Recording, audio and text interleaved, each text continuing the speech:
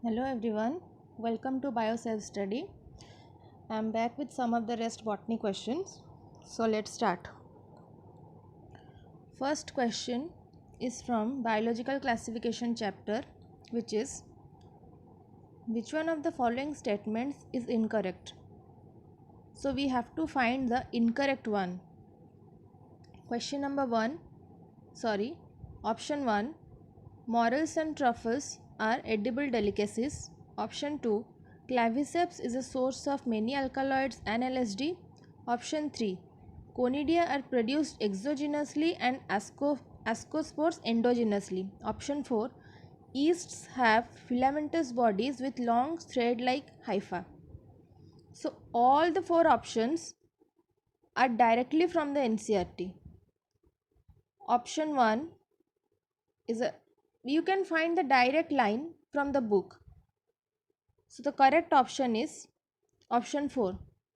Yeasts have filamentous bodies with long thread-like hypha. It is the incorrect one. So we all know that yeast is a unicellular sac fungus and it lacks filamentous structure or hypha. Coming to the second question. Expressed sequence tags refers to option 1, genes expressed as RNA. Option 2, polypeptide expression. Option 3, DNA polymorphism. Option 4, novel DNA sequences. And the correct option is option 1, genes expressed as RNA. The ESTs are DNA sequences that are expressed as mRNA for protein synthesis. These are used in commonly human genome project. The next question is, which of the following statements is incorrect? Option 1, viroids lack a protein coat. Option 2, viruses are obligate parasites. Option 3, infective constituent in viruses is the protein coat. Option 4, prions consist of abnormally folded proteins.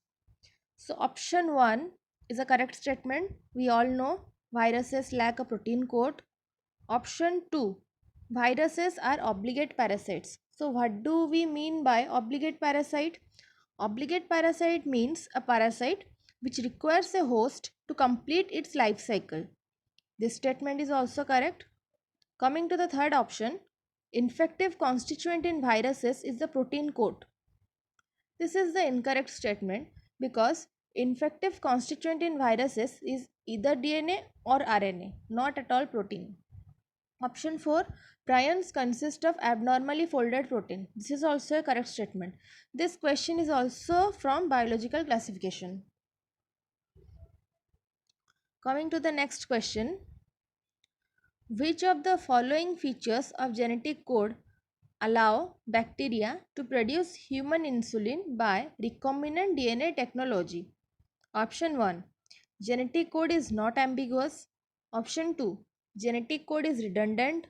Option 3, genetic code is nearly universal. Option 4, genetic code is specific. So, our answer is option 3, genetic code is nearly universal. But we will go through the each and every option. So, coming to the option 1, genetic code is not ambiguous.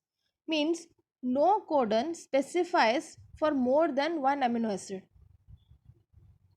Then option 2, genetic code is redundant, which means more than one codon may specify a particular amino acid. Coming to option 3, which is our correct answer, that is genetic code is nearly universal, which means, for example, from bacteria to human, the codon UUU stands for phenylalanine.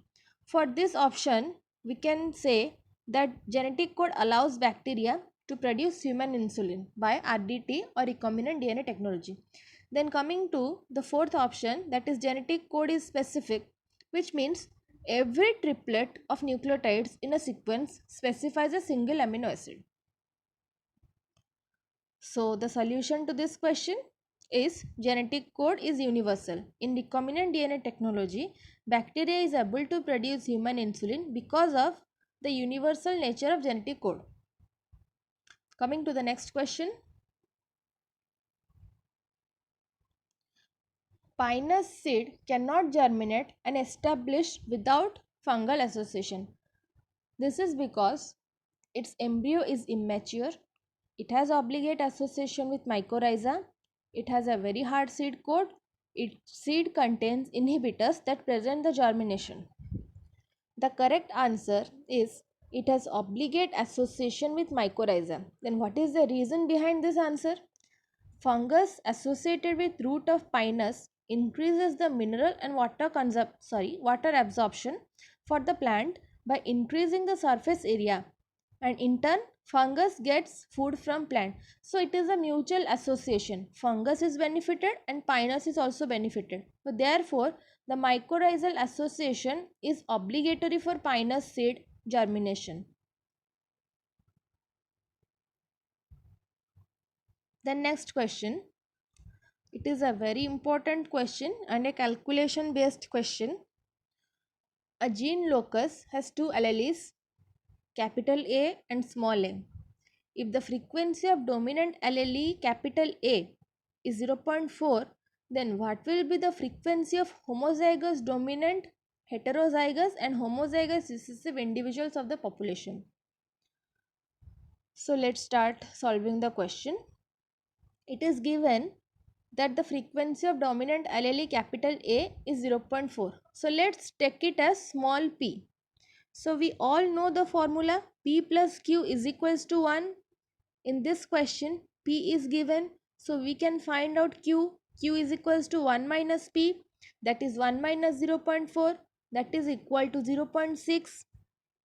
So we have got P and Q, values of P and Q. P is 0.4 and Q is 0.6. So they have asked the frequency of homozygous dominant individual.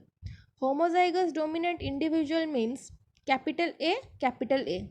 So we have to multiply small p 2 times, that is p square, that is 0.4 into 0.4, we get the answer 0.16.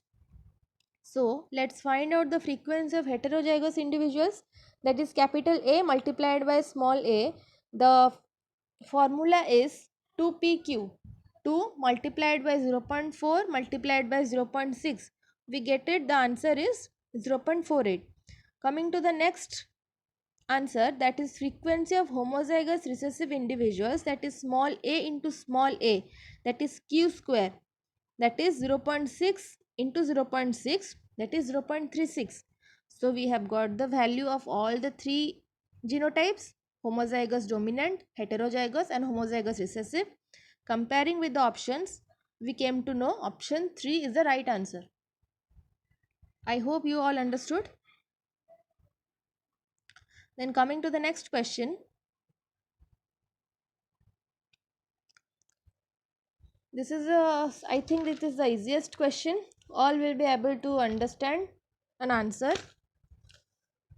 Which of the following is true for golden rice? Option 1, it is a vitamin A enriched rice with a gene from daffodil. It is pest resistant with a gene from Bacillus thuringiensis. It is drought tolerant, developed using agrobacterium vector. It has yellow grains because a gene introduced from a primitive variety of rice. We all know that golden rice is rich in vitamin A. So the correct option is option 1. And the explanation is golden rice is vitamin A enriched, right, with a gene from daffodil, and it is rich in carotene. And it also somewhat helpful in children who have night blindness. Coming to the next question, conversion of glucose to glucose 6 phosphate, the first irreversible reaction of glycolysis, is catalyzed by option 1 aldolase, option 2 hexokinase, option 3 enolase, option 4 phosphofructokinase. This is a direct question from glycolysis. For this type of question, we have to keep in mind the entire sequence with the enzymes in each step. So let's have a look at the diagram, then you can easily answer this question. This is the diagram. The question asks is conversion of glucose to glucose 6 phosphate. That is the first reaction. So it is clearly written, you can see glucose to glucose 6 phosphate is catalyzed by the enzyme hexokinase. Let's see hexokinase is in the option or not. Yes, option 2 is hexokinase. So this is the answer.